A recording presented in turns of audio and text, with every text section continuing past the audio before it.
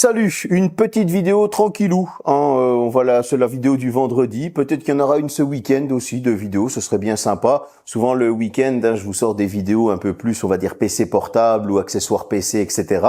En tout cas, aujourd'hui, on va parler de la marque Hotwave. Bon, maintenant, vous commencez à connaître. J'ai testé des smartphones incassables chez eux. J'ai testé une tablette. C'est ce qu'on appelle les Rudjet Phones. Vous savez, les smartphones qui ont des normes IP très élevées, etc., qui vont dans l'eau, etc. Et c'est vrai que c'est une marque que j'ai déjà bien appréciée parce que je leur en ai fait subir pas mal et à chaque fois, ils s'en sortent très, très bien. Eh bien, figurez-vous que maintenant, ils commencent à se lancer dans le smartphone normal. Ouais, c'est-à-dire le smartphone cassable. Donc, on va voir qu'est-ce qu'ils mettent là-dedans. On va voir qu'est-ce que ça vaut. C'est un entrée de gamme. Donc, c'est-à-dire pas cher. C'est parti.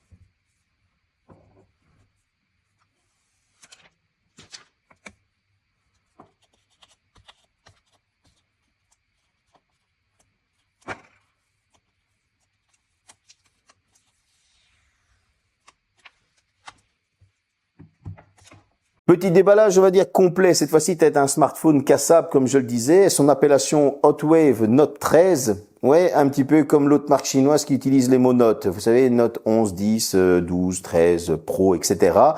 Eh bien, il n'y a pas que ça qui ressemble. Le capteur photo à l'arrière, ça y ressemble aussi très fort, d'un certain modèle de chez eux. On est sur un bleu mat à l'arrière qui prend pas mal les traces de doigts. Le contour est en plastique, le contour du châssis. Bien évidemment, à l'intérieur, c'est fixé sur du métal, ne vous inquiétez pas. Mais ce plastique de contour, il est un petit peu bleu brillant. Est-ce que ça donne bien? Oui, on a des bonnes qualités de finition, c'est pas moche. Ça tient bien en main, il a franchement des bords plats, des coins arrondis. On a les boutons du volume et d'extinction de l'image sur la droite. L'extinction de l'image fait office de lecteur d'empreinte. Sur le dessus, c'est totalement épuré. Sur le côté gauche, tiroir de carte SIM avec une extension de mémoire par micro SD. Sur le bas, de l'USB type C. Un haut-parleur, et il n'y en a qu'un, je tiens à le dire, et le micro. Alors, on remarquera aussi que sur l'écran, c'est une caméra frontale en goutte d'eau. Bref, on a des bonnes qualités de finition. On a un smartphone qui est un peu massif, il faut l'avouer, mais il tient bien en main et franchement, d'utilisation à une main, c'est encore assez faisable. Pour le petit tour général, il va être vite fait parce qu'il y a des concessions qui sont faites, vous vous en doutez bien, des tarifs comme ça.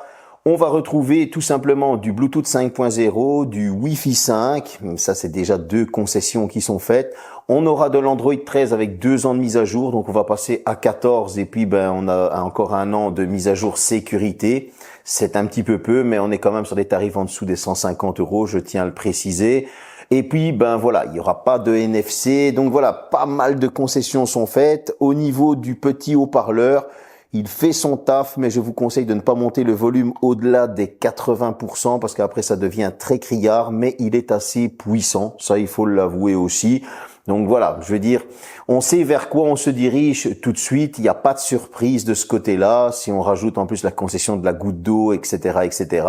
Allez, on va voir qu'est-ce que ça donne au niveau des specs. Un Unisoc Tiger T606, un Mali G57 en guise de GPU. Vous allez retrouver 4 Go de RAM extensible avec de la mémoire virtuelle si vous voulez. Je vous le conseille vivement directement d'entrée. Et puis, vous allez avoir 256 Go de stockage en UFS 2.2. Là, je vais aller chercher les benches pour pouvoir vous les afficher. Et ça va nous sortir un score d'entrée de gamme sans surprise. Bien évidemment, je vous le mets ici. Au bench, ça m'a sorti, à l'Antutu Bench, 259 571 points. Voilà, on est clairement sur de l'entrée de gamme. Il n'y a pas de secret, je vous l'annonçais directement dès le départ. Est-ce que c'est un mauvais score? Non, on eu le clairement dans sa catégorie. Vous allez pouvoir aller sur les réseaux sociaux, vous allez pouvoir surfer avec sans aucun problème et regarder des vidéos. C'est même dommage qu'il n'y ait pas un deuxième haut-parleur parce qu'on parlera un petit peu après de l'écran que vous allez voir, il n'est pas si mauvais. C'est pas le meilleur, mais il n'est pas mauvais non plus. Au niveau du Geekbench, il m'a sorti un score de 380 points au simple cœur et un score de 1386 au multicœur. Voilà, ça vient confirmer tout simplement ce que je disais juste avant. Vous allez pouvoir utiliser toutes les sortes de messageries que vous voulez, vos réseaux sociaux sans aucun problème, consulter vos mails, téléphoner, envoyer des messages, bref, la base. Mais est-ce qu'on peut jouer? Eh bien oui, vous allez pouvoir jouer à du Asphalt 9 sans problème. Les temps de chargement sont assez courts. Voilà, ça s'affiche bien, il y a des belles couleurs, c'est pas trop criard et franchement on fait des bonnes parties. Et la petite surprise, j'ai pu jouer à du Genshin Impact aussi sur ce petit téléphone. Les graphismes n'étaient pas en très faible, mais ils étaient en faible avec du 30 fps stable et on avait quand même une bonne petite température de 49 degrés, ce qui je trouvais quand même bien géré. Ça faisait quand même une petite heure que je jouais, donc c'est assez correct honnêtement. Voilà, c'est un téléphone qui ne va pas nous surprendre, mais qui fait clairement son taf dans sa gamme de prix. Un écran de type LCD de 6,6 pouces, un taux de rafraîchissement de 90 Hz. Voilà, donc il y a une caméra en goutte d'eau sur cet écran, comme je vous le disais à la base. Vous allez avoir une résolution en HD+. Entrée de gamme oblige, souvent c'est ça, vraiment quand on a de la Full HD, on peut taper ses bras en l'air. Et on va avoir une luminosité qui est annoncée à 800 nits. La luminosité fait bien son travail. Il faudra parfois peut-être chercher une zone d'ombre s'il y a vraiment plein soleil, comme aujourd'hui par exemple. Mais sinon, on a un écran qui reste quand même assez fluide. Il n'y a pas de saccade. Vous allez pouvoir surfer tranquillement sur vos réseaux sociaux, sur Internet, etc. J'ai pas ressenti de saccade.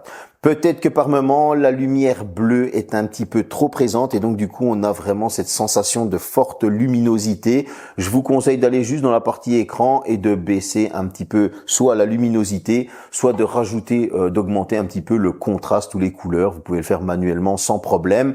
Maintenant, est-ce que cet écran est bon? C'est pas le meilleur que j'ai connu, mais il fait clairement son travail, donc on va pas lui taper du sucre sur le dos pour la simple et bonne raison que à des tarifs comme ça, faut pas s'attendre non plus à avoir de la Quad HD.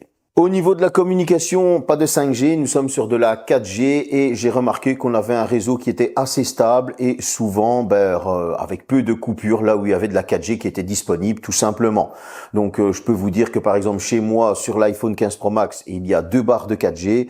Parce que je suis au milieu des champs, je suis désolé, c'est comme ça. Eh bien, ce smartphone avait aussi 2 barres de 4G, tout simplement. Au niveau du GPS, là aussi, il fait bien son travail. Je pense qu'on est dans la continuité un petit peu des Rudget Phone au niveau du GPS, où c'est quand même une priorité pour Hotwave, parce que c'est des smartphones, vous savez, où on va faire du camping, de la randonnée, etc.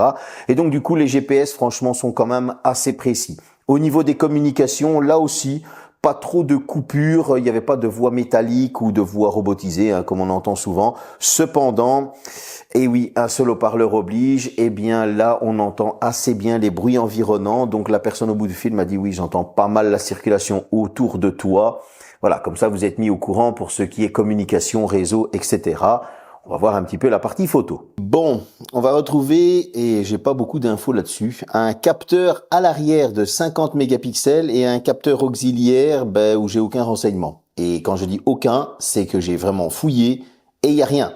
Pas d'ouverture, pas de... Enfin, voilà quoi, il y a que dalle.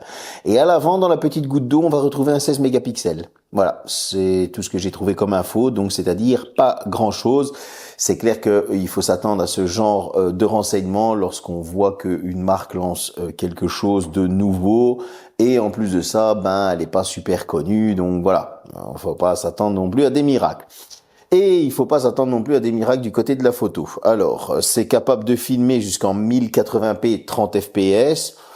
Ça fait le taf sans plus. Je veux dire, voilà, ça va filmer en 1080p 30 fps. C'est pas avec ça que vous allez devenir le nouveau Spielberg ou le nouveau James Cameron. Donc voilà. Donc là aussi, vous êtes prévenus. Au niveau de la caméra selfie, ça fait le taf en fait. Vous avez des couleurs naturelles, ni plus ni moins. Au niveau du selfie, au niveau du portrait, le contouring est assez propre, sans non plus baver et c'est pas non plus quelque chose de surexposé. On est sur des tons assez naturels, quoique j'ai remarqué que ça me reblanchissait un petit peu, je perdais un petit peu de mon teint. Bref, au niveau maintenant des zooms, là aussi, je vous conseille de rester en zoom x1, c'est-à-dire en grand angle. Ne commencez pas à zoomer, c'est mieux. Au niveau du zoom x2, c'est pas ce qu'il y a de mieux. Au niveau du zoom x5, c'est pas beau. Et au niveau du zoom x10, c'est vraiment pas beau. C'est fort pixelisé, c'est un brouillon, une bouillie de pixels. Voilà, donc c'est-à-dire que c'est le petit smartphone que vous allez faire des photos en grand angle tout simplement à la maison lorsque vous faites une petite photo de famille lors d'un barbecue sans pouvoir autant faire des zooms sur la merguez qui est en train de cramer parce que Jean-Jacques n'a pas surveillé le barbecue. Idem pour la vidéo, je vous conseille de filmer tout simplement Jean-Claude lorsqu'il est en train de glisser dans l'herbe ou tout simplement de tomber, mais pas de zoomer sur à cause de quoi il a glissé parce que vous n'allez plus rien comprendre. Vous l'avez compris, on est clairement sur un smartphone d'entrée de gamme et très basique. Une batterie de 5160 mAh, une petite charge de 10 watts, il vous faudra 1h52 minutes pour le charger. Chargez-le pendant le film. Cependant, en vidéo continue, il aura tenu 19h53 minutes. Là, c'est pas mal du tout. Bien évidemment, luminosité à 50%, Wi-Fi allumé avec la 4G, Bluetooth. Ben oui, qui dit petit processeur, petit écran qui n'a pas une grande résolution, taux de rafraîchissement, ça dit plus longue autonomie, vous l'avez déjà compris. Maintenant, à l'utilisation de tous les jours, à mon utilisation à moi, j'ai tenu à 24 heures et 3 minutes. Ouais, je tiens quand même aux 3 minutes. Il lui restait 10%. À autre chose, avec une utilisation plus modérée, là, on a tenu presque 2 jours, ce qui, je trouve, est franchement très correct. Voilà, ça, c'est un très bon point pour ce petit téléphone. Avec les frais de port, douane tout compris, sur AliExpress, il était à 151,95 €. Donc, il y aura sûrement des promos très bientôt. J'ai vu qu'il y avait des promos qui s'annonçaient.